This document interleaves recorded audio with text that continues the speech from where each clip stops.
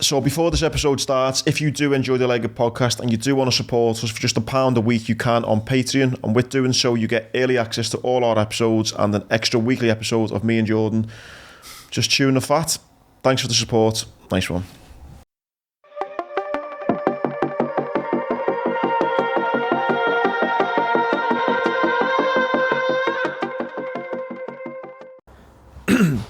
Showing off your chest there, lad.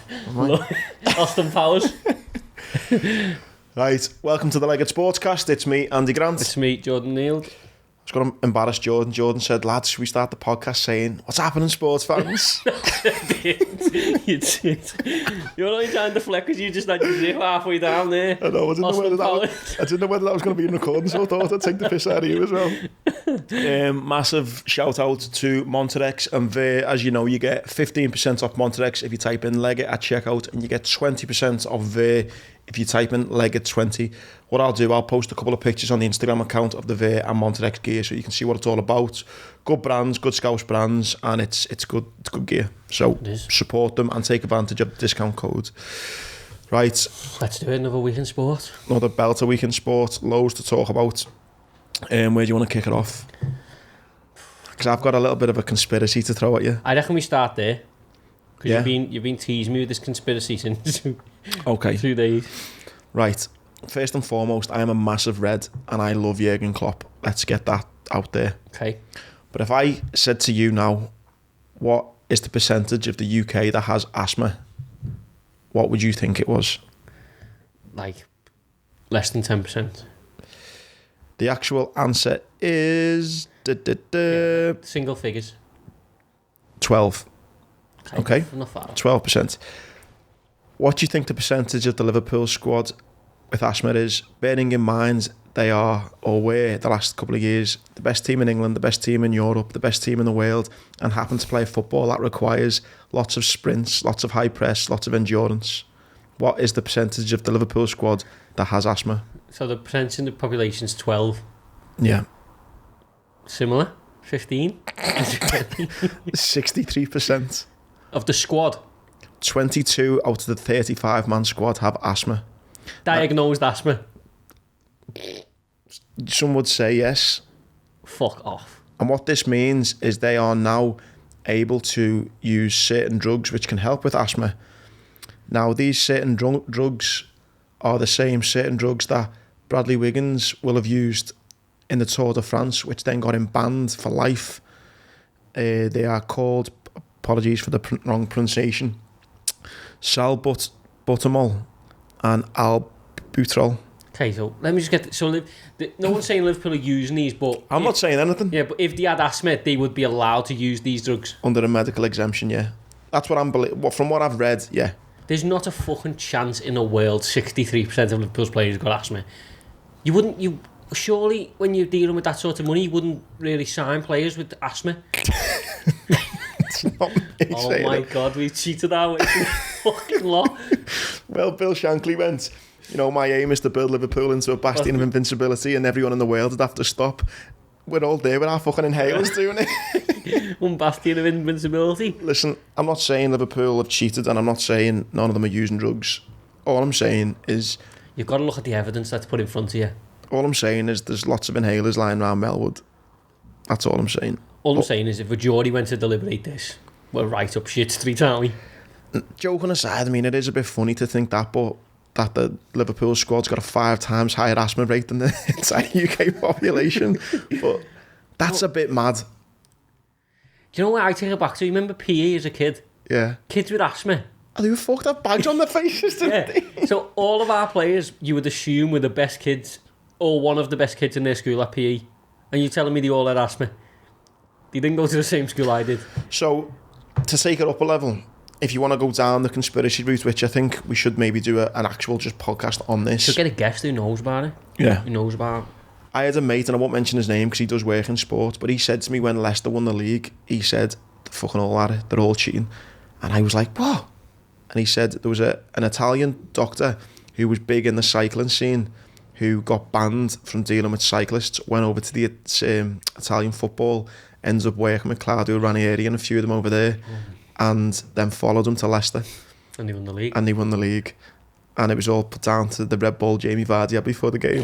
He would run so fast. I mean, this week in popular news, it's about not throwing, stones when you live in a glass house with the old Boris Johnson and stuff, but don't know whether we're in a position here to be saying people are cheating. That start of our squad, that was from 18 months ago, so it could have went up a little bit, down a little bit, but when we were in our pomp winning the league, just after it was round those figures. Make it at what you will. That's all I'm saying. So if it was Man United. Oh, if it was Man United, fucking hell, I'd have a banner on the cop saying fucking... Yous are cheap. Cheap. Oh, that's an interesting one to kick us off. Let us know what you think about that. I'm not saying... Imagine what would happen in the sporting world if Jurgen Klopp got popped as some fucking drug doctor. But the thing is, though, if they've all got asthma, they're allowed to use it. Is there not a definitive test for asthma? It's got to be. Surely when a player does a footy medical, you got to do an asthma test at some point. Mind you, that might be the fucking deal breaker if you sign for Liverpool. Have you got something we can treat? Yeah. Because you're about to get a whole lot faster.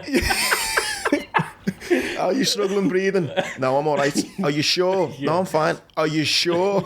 Do you want this vitamin? And by the way, this isn't me saying Liverpool. So Naby Keita must have skipped it. He still can't breathe. They give him double doses and he still can't run. Naby doesn't need his inhaler. By the way, I'm not saying it's only Liverpool who does that, but I'm saying it come from... I should give him a little shout out. One of the lads who listens to the podcast, he messaged and just said, yeah, very Jed, massive shout out for that, Jed. Jed put me onto it, and I just thought it was really interesting. Very interesting, man. Give me your views on what you think, because it come back, I'll go on the back of that. We were just talking last week, weren't we, about in sport, when levels are that high, competitive people, lots of money, you're going to take advantage of edges and things. Yeah, I mean, someone rightly said in a comment last week when, like I was saying, I only really have a problem with drugs in combat sports. That's a bias, obviously, but you have to be across the board and saying that they're wrong, and you do. You don't hurt people. You can hurt people in football, but you don't hurt people in athletics and stuff. But again, being wrong's wrong, isn't it? And I think you can hurt people in a financial aspect, though. Exactly. Do you know what I mean? But financially, probably the biggest driver for stuff like that, isn't it? Because they're dealing with such fine margins in terms of one wrong decision. Your club goes that way and the opposite direction. And on a selfish point of view, imagine if someone says to you, right mate, start taking this inhaler, we've marked you down as having asthma, we know you haven't, but there you go, have that. And then he has the season of his life and gets a £100 million move, and he sets his family up for life. Exactly, yeah. So scary, isn't it? It's mad, isn't it? Proper underbelly. And what I won't go on about, because then I don't want people to think it's all a massive conspiracy, but that's why, according to some reports and the little rabbit hole I went down, is why some top athletes are now collapsing. Because when you do all this kind of drug taking, there needs to be balance. Yeah, it's all cycles and things like that. And I've read a few reports that said that's why some of them are maybe dropping down with COVID and the vaccine mixed with this, mixed with that. Anyway, go do some digging yourself. It's interesting. Mate. No wonder fucking Sadio Mane and I went from like bang average wingers to like the best wingers in the world. Well, he wasn't bang average, was he? But you know what I mean. There's a lot of improvement going on in our squad. Massive improvements. On the anyway, since we've just mentioned about people fainting, mate, there was another one. Scary, lad.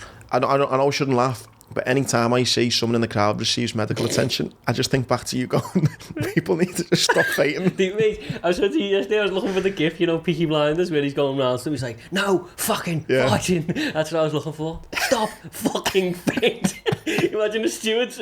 Please. I didn't. Do you watch the game, did you? No. I mean, hopefully, our thoughts go out to him and his family, or her and her family, whoever it was, but just seeing players paused due to medical emergency in the crowd. Now, mate, you're not a conspiracy theorist or a weirdo for thinking this seems to be happening a lot more than it did. No. Surely, I mean, that's not me saying and it's not one of them things where people are like, it's not happening more, it's just reported more, because in any era of football that had TV cameras, someone collapsing in the crowd gets caught on camera, you know what I mean? And it did happen now and again. I'm not saying it never happens. It will always happen when there's a congregation of that many people, but it's a lot now. Mate, it's fucking every week. I know, lad. Somewhere in the world of football, it's fucking happening once a week. Oh, lad, you just said the world of football, and I'm not trying to go this is a very serious subject, but just moving on. Did you see that ref in the African Cup of Nations? Oh my God. That is the best thing I've ever seen.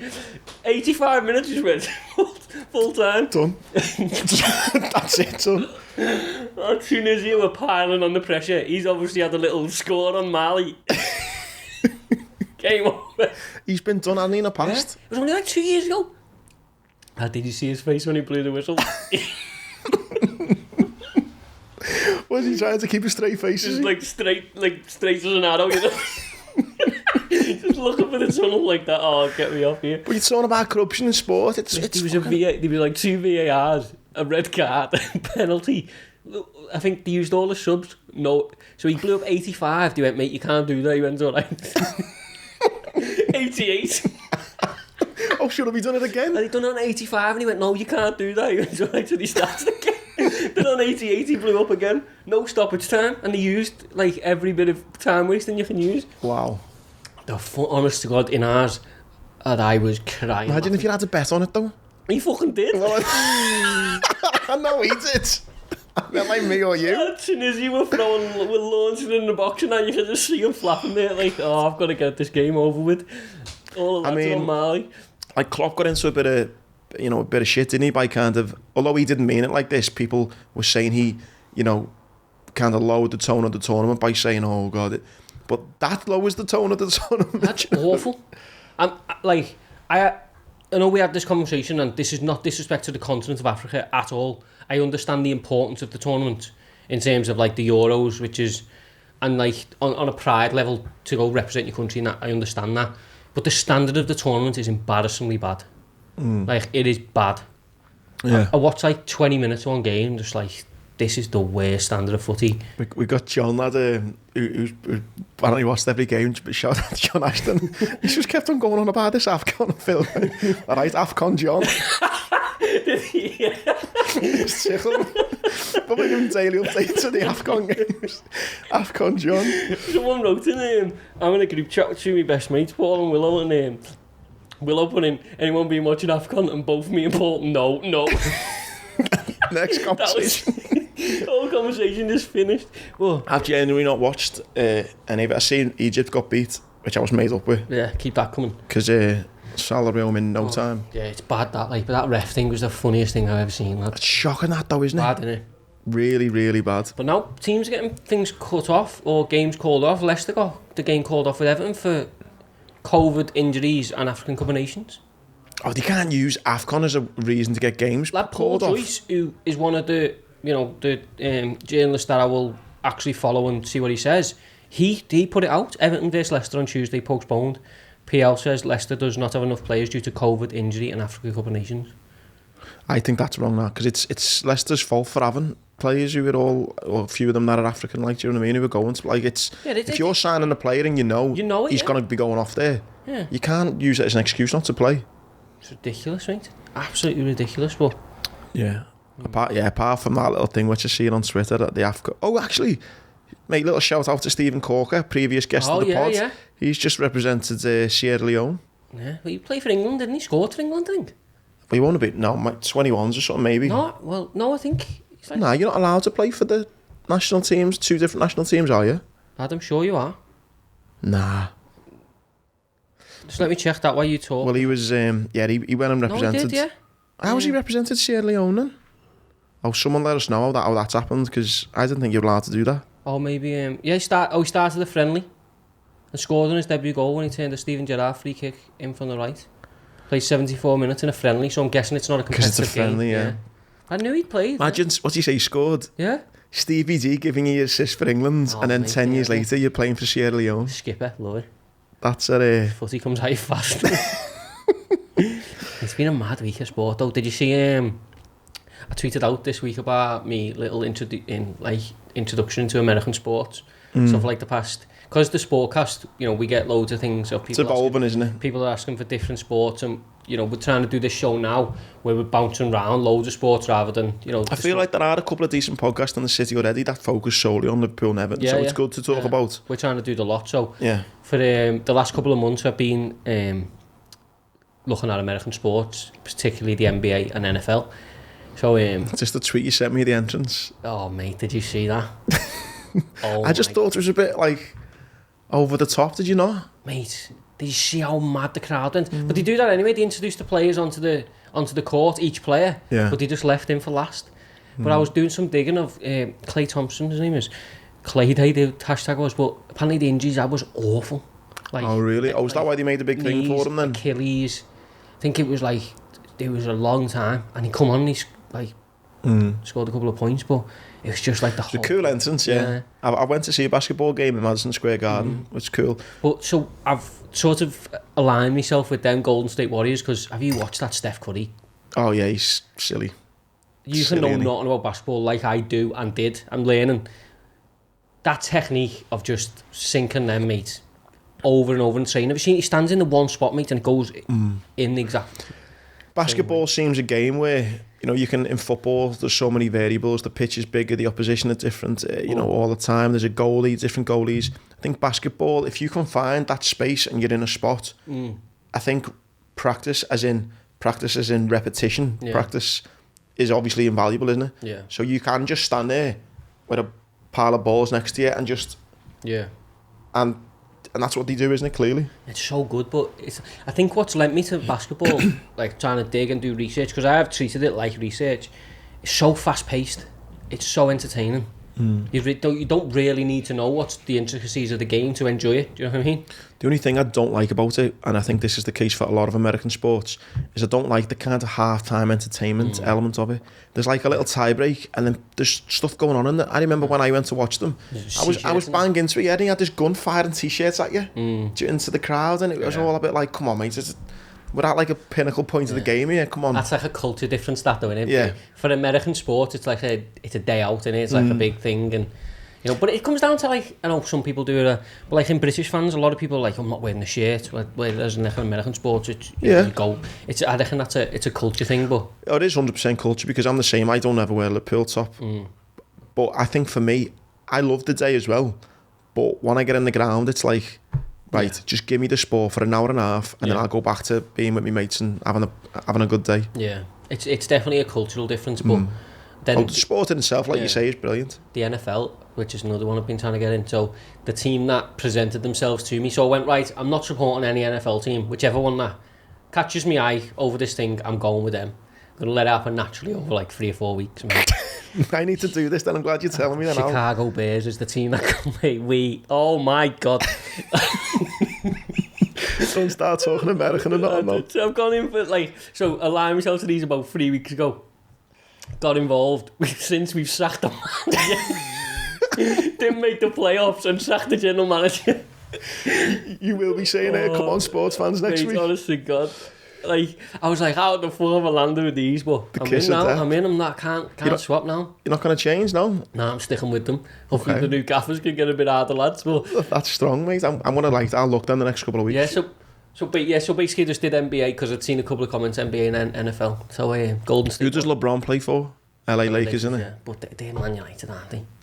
Yeah, I suppose. I cut a few teams off straight away. I know Golden State Warriors are a bit team, but Steph Curry got me in there, and then Chicago Bears. So just let it come naturally to you, and we'll discuss over the next couple of weeks. I can do that.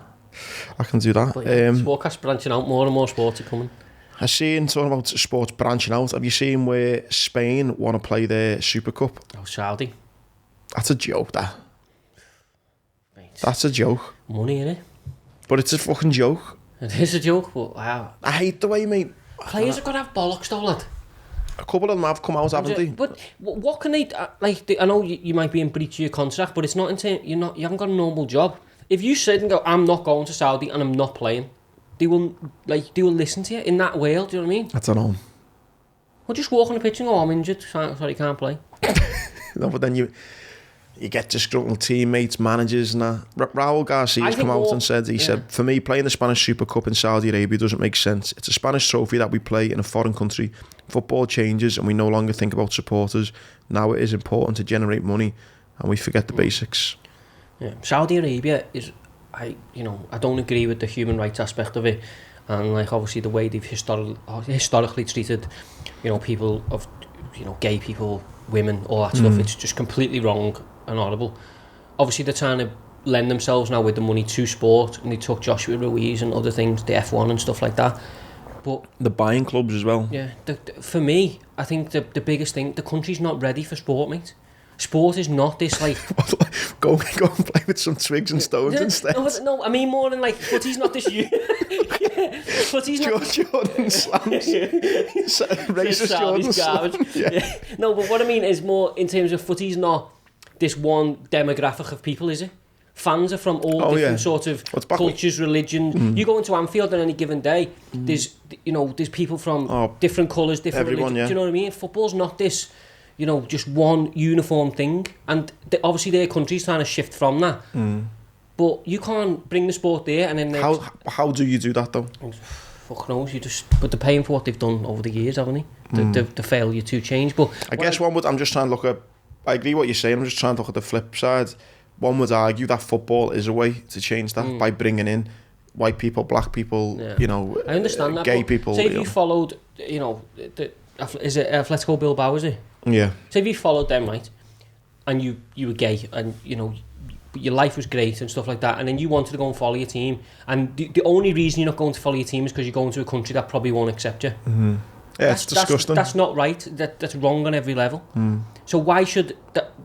I think the country should prove first through other ways that they're more inclusive of people before you start taking global sports there. Just stop beheading people. Exactly. And then we'll bring football to you. But that, again, models lose to money, don't they? Every single time. And that's the wrong thing. And he's so every right day in of the saying week. The supporters, whatever they believe in or however they live their life, are more important than the dough you get. But just try telling a fucking owner of a football club that. Yeah, no, it's a fucking joke. The Novak Djokovic stuff didn't really go away, did it? No. So what? So he got out, didn't he? No, he's entered the tournament. He's entered the tournament now. He's now got his tournaments being drawn. Yeah, but he's saying he's made a mistake on his declaration. Yeah, he blamed his advisor, I think, for putting down the wrong visa. He's also then had to come out and apologise because he had COVID, but then didn't isolate. Yeah, and kind of cracked on his own thing. So he's had to come out and say, "Look, I'm sorry." I think my opinion, which thankfully no one gives a fuck about. I think he's blagged that he's had COVID. He just doesn't want to take the vaccine for whatever reason. He's blagged that he's had COVID, but then he's realised that if he's telling everyone he's had COVID, he should have isolated. So then he's thinking, yeah, what's it easier for me to apologise for? Yeah, 100%. So I'll apologise for not isolating. That's got him in the country. Although I still think they can still throw him out, but I don't think they will now because they've made the draw for it. And what I thought was ironic about it, again, not to get me conspiracy hat on again, but while everyone's talking about COVID, not taking the vaccine, there was another tennis player who I'm assuming had taken the vaccine because he was already playing and had to stop because he had breathing difficulties. Just too many variables now, aren't they? Like, so you don't know, do you? It's all speculation and stuff, and I'm not trying that's the worst thing, though. Like, that's the world we live in, away from sport, poor leadership, and social media, mainstream media. No one fucking knows the truth. No one cares anymore. You can show people something now, a photos. It could be doctored. It could have been, edited. No one knows. We're paying the price now. I think Denzel Washington said, where it's like, it doesn't matter if you're reporting the truth, just be first. And that's happened now for the last 10, 15 years. We're now paying the price for that. Now people are putting out misinformation just because it's quick and just because, it'll get clicks and it'll get things. So obviously it's left to us to decipher what we believe and what we decide to read and who we decide to follow. But like now, they're just like obviously criminalising people because it's quick news. Yeah. The quickest way to get your sort of pay as a journalist to get your story out there this week, whether you agree or disagree, is to say Novak Djokovic is this and that, and he's bend the rules because people want to read it. So the people writing it might not believe it, but it's the quickest way to get your work out there to progress your career. So I think fundamentally we're just like paying the price of that, aren't we? Everything being first, and now we're just drowning in shit of misinformation. Yeah, and it was scary to think that young player. I think he was like, Kazakhstan? I think he's their number one. I think he's from some Eastern European country. Mate, the breathing difficulties in all sports is something that you can't say it's not weird. It's weird. Whatever you believe about vaccines, but like Nicolas Balashevic, Georgian's number one. There's more people now suffering with respiratory conditions than there's ever been to my knowledge. Like, and that's the scary bit about it. In Qatar as well, during the Al Wakra club match against Al Rayyan, the player Othman Koulibaly suffered a heart attack. It's the sportscast got to take into the death cast. Yeah, we just report on which players Gonna be in the obituary in no time, isn't it? Anyway, off the people collapsing, hopefully he's recovered well and stuff. Yeah, and hopefully Djokovic plays, mate. I just want to see him play. Do you know what I mean? think he's going to get a really bad reception though now, isn't he? Yeah, I imagine so. But, you know... You know what my little bet is? I was going to put a tweet out, didn't I? A joke to you and said, no wonder Novak wants to win. He'll be the only one still standing by the end of it. Yeah, dark humour from you, that. Yeah, I thought best not. But if he plays, you'd expect him to win. What I thought was interesting is Emma Raducanu has been drawn against... before she had a little warm-up tournament, I think, or a warm-up match. She got battered 6-0, 6-1. Yeah. Yeah, and she's just been drawn to play... who was she playing? The American girl? Yeah, Sloane Stephens, who back in the day, she was world number 3 back in the day. That was back in 2018. She's won the US Open as well. She's won 6 singles titles. It's going to be a tough game. I think she's going to get put out first round. What's the odds? I've not checked the price yet, but I'd even better to get beaten straight sets. Yeah? Yeah. I just think, mate, no disrespect, she won that US Open and fair play to her. But that was a big rise to fame. Yeah, it's a lot coming with it. I don't know anything about her career beforehand, but she's been, I don't want to say nobody, she's obviously always been on the radar for people in the tennis world, but she's kind of ranked 200, 300 odds or something. Wins the US Open, unbelievable, fair play to her, amazing. But stratospheric, that though, it's like... She's still, I don't get how you can go from like 300 odds to fucking 18 in the world, which she is now, I think, number 1, but just by one tournament. So my bet of the weekend would be, I don't even know when the match is. Hopefully it's after this comes out. Yeah, yeah. People are like, I'm sure I'll just watch that. Yeah, I think to get beaten straight sets, you know. Yeah. Yeah. I've never really bet on tennis. Have you not? No, it's so like, we talk about fast-paced. Yeah. No, I like tennis. I love tennis, to be honest. To be honest, it's one of the things I always watch it and think, right, I'm going to, really spend the season watching it and then never do. But like I've done with my American sports, over the next year, I'm immersing myself in. Have you ever been to a tennis game? No. Mate, but you've been Wimbledon, haven't you? 100%. Mate, I've seen the semi-final, Murray. I've seen Venus and Serena play. Have you? Yeah. What was this, a little marine thing? Yeah, little freebie. Oh, mate. Yeah, you know what I'd love to go to on the bucket list? The US Open. Yeah. Just that blue court. Do you know what I mean? A US Open final. I'd love to go to Wimbledon, me. Wimbledon is a belt. It's not as good as it's not far off the races. Oof. That's about it. It is a bit far off, but it's a good day. Do you know the problem with me and tennis would be? It's like what I've done with you when I'm start getting on the ale. So I'd sit down and go, right, what a boss game, and then I'd have like 2-3 pints and I'd be like, can we just watch this inside and just fucking get it right on it? The other thing where you'd struggle is you're not allowed to speak. You've got to be quiet. What? Oh, fuck that. When they're playing, you have got to be, and you can't go to the toilet when they're playing and stuff as well. You got to wait until like there's a break. Oh, is that the old quiet please? Oh, no, I'm out. Yeah. Can you watch it inside? Any corporate gigs? Like little corporate? I went corporate when I went, like. Did you? I had a bevy with Andy Murray's ma, and that fella off Dancing on Ice or Strictly Come Dancing. Anton de Berg? Yeah. Was it? I had Pims. That's the maddest fucking trio with a bevy I've ever heard in my life. Fucking lad I got on the train from Bootle in the morning, to fucking, obviously then town, then to London, and then by fucking 3 o'clock I was standing on the balcony drinking Pims with Andy Murray's ma and him. Love it. Mate, that'd be, yeah. I reckon I'd enjoy it. I reckon I just want to see the court. I watch a few like games. Yeah, no, I do enjoy it. But yeah, I'm chronic for that. Like once we're on the island, I'll be fucking just trying to watch it on the telly. One sad bit of news, mate, going from me drinking Pims with Andy Murray's ma. The Shrewsbury fans, did you see them? I hated it. More fucking embarrassed by the fan recording it. Why? He didn't say anything. Yeah, I suppose. Walk past them. I'm not trying to say I have a fight with a load of Shrewsbury fans, obviously. But like, wait, just like that with your phone, just modern ways. Yeah. rather than confronting it. But No, just say like, shut up. I don't know. why a load of Shrewsbury fans, and I was at the game as well, the Shrewsbury game, and clap their supporters. I think respectful as you can be and stuff like that, but you just think, what the fuck are they singing about Hillsborough for? They did the right thing. Yeah, their goalie pulled them on it, didn't he? Which I thought was great to see. Like you're saying, players having using the platform and holding people to account and saying, what the fuck are you doing? That's why, that's my... Obviously, I'm not I love Liverpool, love football, but I'm not like a die-hard fan. But the die-hard football nature of, like, the songs that people sing, I've seen Liverpool fans do it to Man United fans about, Munich disasters and stuff like that.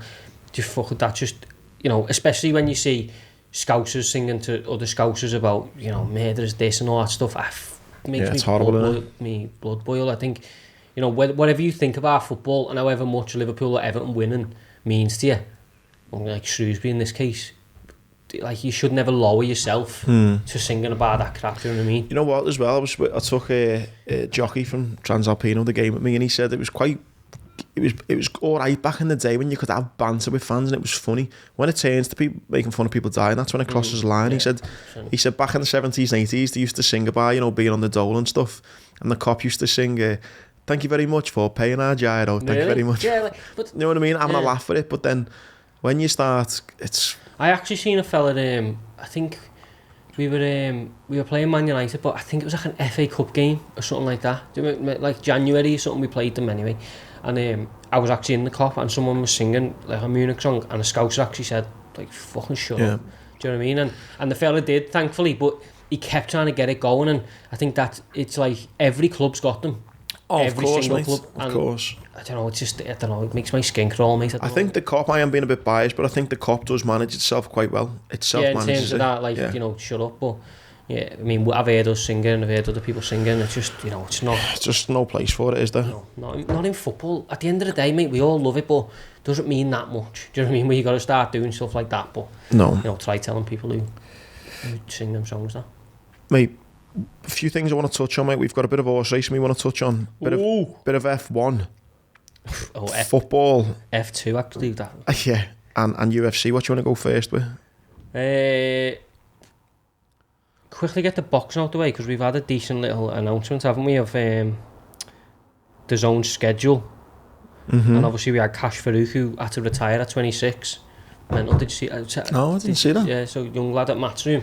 Cash Farouk, he had... I think I seen an Eddie Hearn tweet, actually. Yeah, he had a big fight with Lee McGregor, one of the best Scottish fights in recent history, really. Then he signed with Matchroom, and people were sort of saying he was like, I think he was 26, he had aspirations of obviously being a world champion like everyone does, but also had the ability to maybe get there. And I think, I've not seen the exact diagnosis, but I think it was his yearly medical, the MRI or whatever. Really? They spotted something, obviously, and the board have advised him, in case of future damage, you're not going to get licensed again, so he's had to retire. But like, obviously great job by the board that they see this stuff and stop you fighting, but just such a, like, someone who's on the up, do you know what I mean? 26, obviously dedicated his life to boxing. He's an intelligent guy, so hopefully. Is he? Yeah. Brings that whole thing we always talk about, like finding your purpose again. He's been, no doubt for the last 20 years he's had one goal, and now that... But he probably started over Christmas, he went, right, Eddie's told me I'm fighting here, then it's him, world title, do you know what I mean? And then by the middle of January, he's like, right, my career's gone, promotional contract's gone. My whole life needs a rethink. What do I do now? And at 26, mate, it's a lot to take in, isn't it? But I mean, the board have obviously done their job. I criticise the British Board of Boxing Control a lot with the refereeing and that, but I love when things like this happen, because the last thing you want to see is a tragedy. Do you know what I mean? Saved someone's life potentially, hasn't it? And hopefully he's not going to have issues down the road now. But yeah, just good luck to obviously to Cash Farouk to trying to find his next purpose in life. But yeah, Eddie announced moving on. Obviously Vargas Smith was the first, Feb 5th, now off. Jesse Vargas got the old C word. He's not sick though, he said, didn't he? So it should only be a few weeks. I think you just have to have lead up, like, test, you know what I mean? Sort of like 3 weeks out or whatever. But so that should go back a few weeks. But then you got Danny Jacobs coming over to fight John Ryder in Ali Pali, which is mental. I've seen him fight. Yeah. Jacobs. Oh, he's the one with New York, big ears, lad. Yeah, but he had cancer, didn't he? And he beat it. And but yeah, he's coming over to the UK to fight John Ryder, who obviously pushed Callum Smith close in the Echo Arena that time.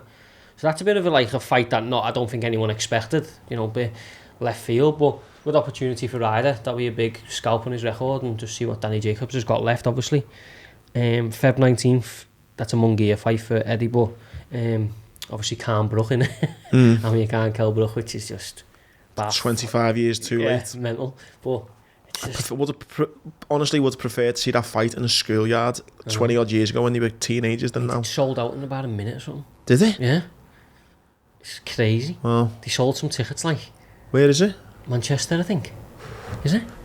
Let's see. Yeah, no, I was saying that I will still tune into it. It's one of them, innit? You can't get away from it. I'm the same. It was when they announced it, I put a gif up, you know, where someone just left looking over the garden fence. I'm not watching it, and then as soon as it comes, you're like, oh, yeah. I'm in. But yeah, it's in Manchester. But yeah, obviously, well too late. But no, it'll still be decent viewing, yeah. Yeah, then obviously a Coley, Feb 27th. Estrada Chocolatito, 5th of March, which is just a fucking absolute barnstorm of the third instalment of that. We'll get on to that close to the time. March 12th, Wood vs Conlon in Nottingham. Nottingham vs Ireland, that'll be some atmosphere. That'd be cool, yeah. Mick Conlon, obviously. Good night out, Nottingham, you know. You know. Well, I've already... Oh yeah, you were kind of there, weren't you? Yeah. For uni and stuff? Yeah, up that way, yeah. Well, I've got family in Nottingham, so...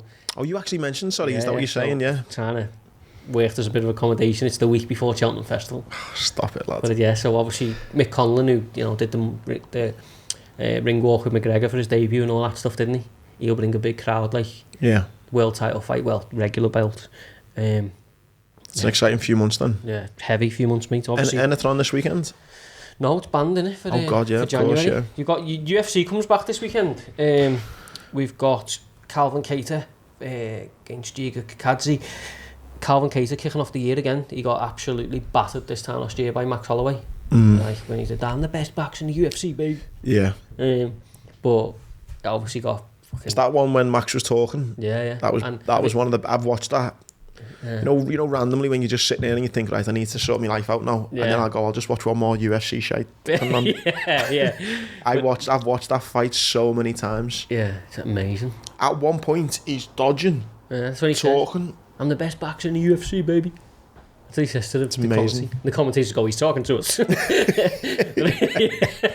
Yeah, but yeah, Calvin Kattar, who was unluckily on the end of that fucking shellacking, he opens up the UFC's year again against Giga Chikadze, who's one of the fucking rising stars in this division, so not easy for Calvin Kattar. But before that Max fight, mate, everyone was saying he was a title contender. It's only because he got beat down so bad that night that people are now writing him off. Stock's gone. Do you know what I mean? But he's got hands of absolute stone. I mean, one punch knockout power. Obviously, Max got away from it, but I think Giga Chikadze will win, but I wouldn't bet on it because just of that, he only needs to land, do you know what I mean? Yeah. And land flush. And I mean, if you're looking for a bet, it's not going the distance, so if you want to look at the under rounds or whatever, but yeah, it's a great fight. Not the greatest card in the world, but you know, good to see it back. And then obviously next week we've got big Francis Ngannou against Cyril Gane, heavyweight, which is just unbelievable. Did you say Holloway's off? Holloway's off? Well, what we were waxing lyrical about last week about the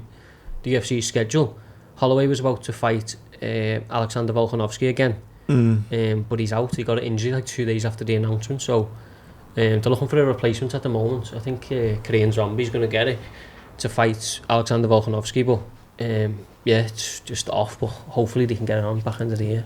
I've seen a bit as well when you were saying about Covington and Masvidal. I didn't know they used to be good mates and roommates and everything. Best friends. That's gonna be March 5th. Yeah, all the pictures, they weren't just training partners, they were mates, real mates, and they fell out, and you know, they fell out bad, really bad. I don't know actually. Oh, they've actually fell out, have they now? Bad, yeah. For a couple of years, it was really bad. I think it was around the time when Colby done this, I've spoke to you about it before, where he turned heel a little bit. Yeah. You know, he got all this mad sort of, you know, being offensive to everyone and stuff. And I don't know the details, but I believe it was part of the training team. Covington refused to pay someone, or there was a gym dispute, you know what I mean? Which broke them up as friends, and then it just kept getting more sour and more sour and more sour over the years, constantly taking digs at each other. And now the UFC have made it, mate. They're fucking build-up will be ridiculous. That'll be interesting, that, mate, yeah, just to see the personalities and the build-up. Yeah, it'll be crazy, but yeah, I do love, mate, sorry, side note, I love, like February. Mate, I've got, like, me little, personally, for me, my little anniversary date for being blown up, but then you just look at, like, weather gets a bit better, get into March, Cheltenham. Yeah.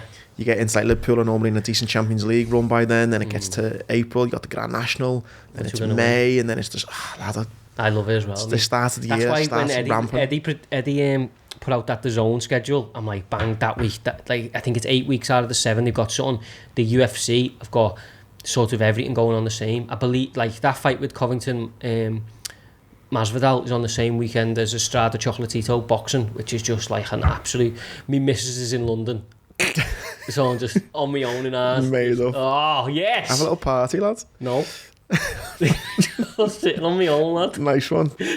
I'm free anyway. If anyone wants to invite me, like... Honestly, God, I'm just... The kids are going to bed about 5:30. Yeah, I'll bring Albert, we'll just throw them in the room, we'll have a few beers, watch it. Oh, mate. Fuck you anyway, don't want to anymore now. I'll find some new mates. That was like you last week, lad, we didn't...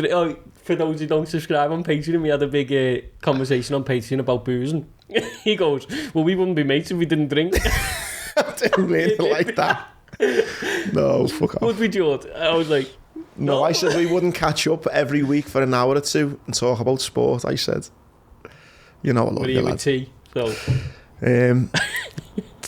Any more on the boxing UFC or? No, quiet week, but obviously UFC is back with a bang next week. So I was going to go into all the Tyson Fury, Dillian White shit. Have you seen all this about 80-20 splits? But no, we'll do that. Just hot air. Yeah, we'll just do that whenever it comes. There's enough podcasts out there discussing it, and it's boring as fuck. So I'll tell you what, no podcasts in Liverpool are discussing right now how the fact a computer gamer, e-sporter, has just been signed to Formula 2. Mad. Kem is his name. Yeah, his name's long, but we'll definitely mispronounce it. So let's call him Kem. If you search Kem F2 on Google, you'll find it. The F1 have put the F1 tweeted it. Yeah, so basically, mate, I did a bit of digging, but it's only been released today, so I haven't done too much. He was doing esports, but then began to drive at lower level, but in single-seater cars. But he weren't driving, like, at that level. Has progressed to a point where he started doing practicing for the F2. And now he's got a seat in F2. But fundamentally, it started with playing video games. So he's got his practice on with regard to, like, hand controls, I'm guessing, and our vehicle works from a computer. Yeah, I'm guessing he had some sort of interest in it, but not... Obviously not at that level. You know, everyone who plays FIFA like fuzzy. It wasn't your kind of Lewis Hamilton route of go-karts. I don't believe so, no. And then with that, he's then began to do different sort of circuits or whatever in different cars, but single-seaters.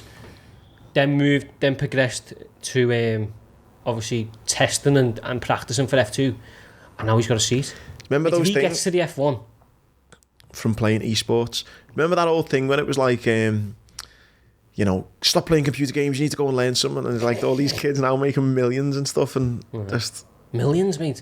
I put it into the group with my mates, and one of the lads said that you'd have made more money with esports. Probably not even wrong. Probably. So that is a bit mad. I think we should finish up on what we're doing on Saturday. So before we do finish up, we've not even mentioned it. Football. Yeah, we fucking asked about footy. The Redmen playing tonight, so by the time everyone's listening to this, that's the EFL Cup. We'll either be, have one leg in the final or be half out. Chelsea waiting, yeah. They won last night. But Chelsea waiting, yeah. What do you think? It's obviously difficult to say because we don't know what's going to happen at the game. Do you know what the most difficult thing is? What team we're going to play? Who's going to be there? Never know, do you? No. I think... We're better than Arsenal. Yeah. So, I've seen a rumour that Alice, I mean, it's difficult talking about, isn't it? Because by the time people are listening, but hopefully we get a little decent cup run in that. I think the biggest news in football this week has been, apart from Mo's kind of contract situation, which just no point in talking about it. Talking about fainting, fucking hell. Yeah, I'll be fainting if he doesn't sign it. Is obviously Coutinho has gone to Villa. We were speculating last week whether it be Newcastle or Villa. Obviously, the Stevie G touches. I don't think Coutinho is ever going to be the Coutinho we had.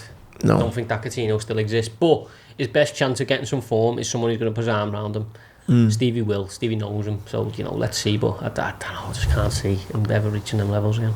And obviously Lucas Dean going to Villa. Did you see his big... Little departing message. Yeah, I just love the last bit. One man can Yeah, what is it? ruin a love Sometimes it only takes one person from outside to destroy a beautiful love affair. All the best to Evan and Evertonians. Heavy that. Do you reckon it's Rafa, yeah? Fucking obviously. I know, but... Obviously it's Rafa. Yeah. You know what, when you look at his stats, he's done really well. He's a fairly good player, mate. Like, he's not a bad player. But... I don't know, like... He's putting together a decent little side at Villa, isn't he? Mate, did you watch the Manchester United the other night? I didn't watch Battered it, them. no. They play some good stuff. They're defensively frail, but they play some good stuff, mate. Yeah. But yeah, Luca Dean, I mean, obviously it just adds to the absolute mess that is Everton at the minute. But they got, like, obviously some big games. They got Norwich this weekend. They got Norwich at to the win weekend, that. yeah. Got to win I it. think if they... Yeah, even a draw is bad. Yeah, they've got to. Everton cannot do anything other than win this weekend. It's away as well, so... They brought in El Ghazi, haven't he? From Villa, Everton. Have they, yeah? Random signing, that. I mean, going into it this weekend, last 5 games, Norwich have got 0 points, scored 0 and conceded 13.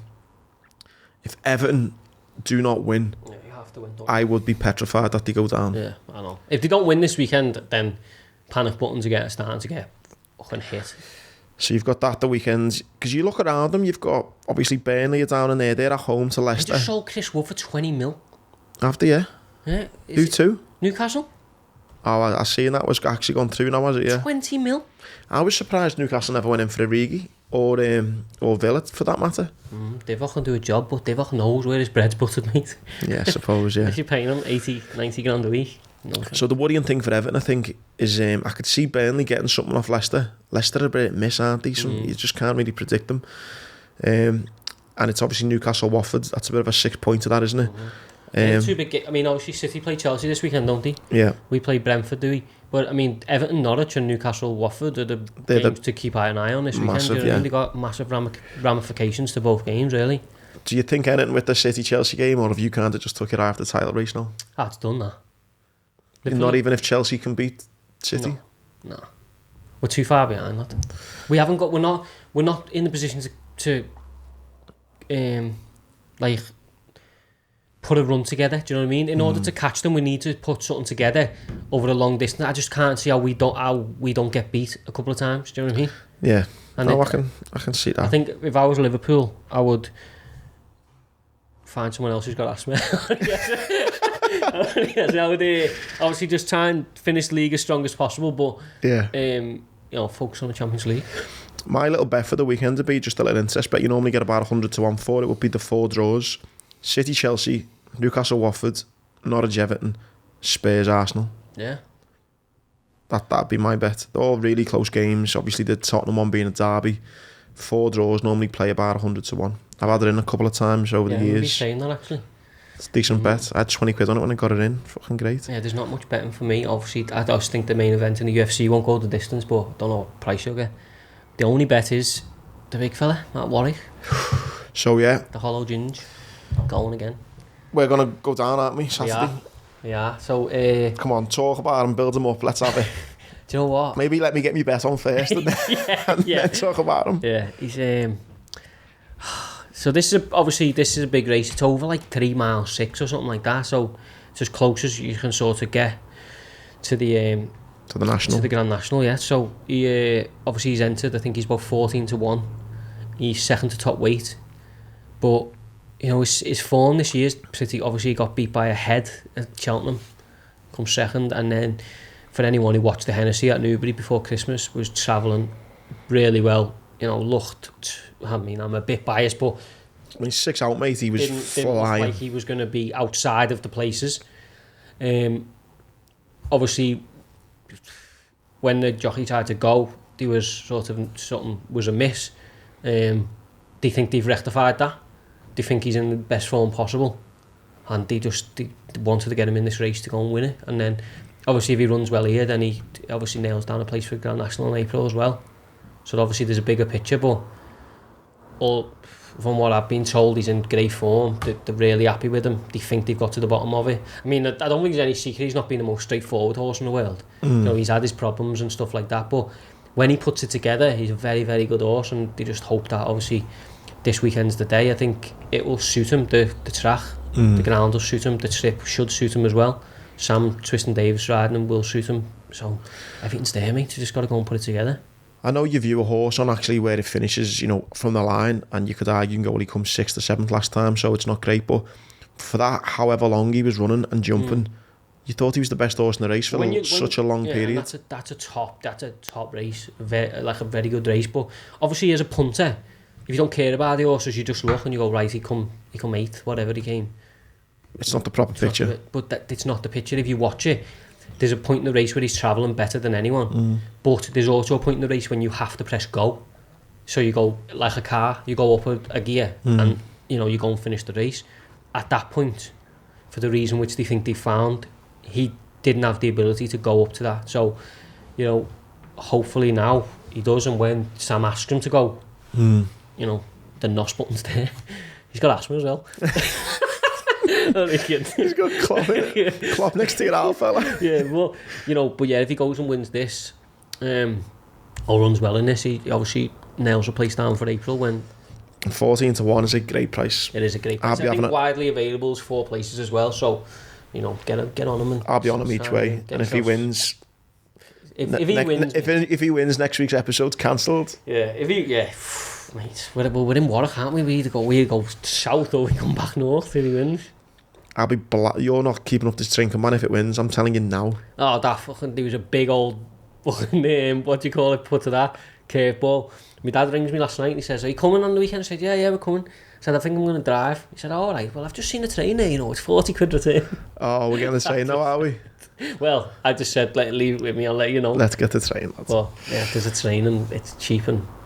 Boss. Hopefully, I'm still fucking... So we're going for Hollow Ginge, 14-1. I'm going for Emma Raducanu to get beat in straight sets. Yeah. You're going for the UFC not to go the distance. Main event, yeah. Threw up a little fourfold on the 4 draws. And if you are feeling generous as well, look what the main man's wearing. Oh, the biblical. Stand up. There you go. If you are feeling generous, you do have a little win. Go and buy yourself a biblical hoodie. Comfy. The links will be in the bio. Make thread. I've sorted them. They're comfy, aren't they? They're brilliant. I think they're the one that I personally walk the dog in, or if you're sitting there watching a film. Oh, yeah. Do you know what I mean? Oh, yeah, my bird's going to rob this within the week. Oh, yeah. They're like bird material. It's like one of those where a fella to wear them, I've worn out and about, but I mean, you just know if you've got a bird, if you're lucky enough to have a bird unlike me. Yeah. Your bird robs it sits there, innit? You put it on Oppo. Just lay it on the dog. But no, as always, thanks for the support. If you are wondering as well, next couple of episodes are on Patreon already now. You got Dave Tellwell. Mate, the funniest episode I've ever done. Ever. I know we had, you know, when good old Tom was involved, there was funny episodes. Mate, that's the funniest episode I've ever done. I agree. I will apologise because you just probably heard me and Jordan laughing for a lot of it. I will start laughing back next time. Mate, I was by that wall for half of it because I had it was funny. And we also had Kate Stewart on. She's a Scouse businesswoman who owns the Sandon. Made millions, lost millions, made millions, lost millions, made millions. Real down-to-earth girl, straight talking. That is also going to be on Patreon as well this weekend. So get amongst it. Have a boss weekend, and thanks again for the support. Thank you.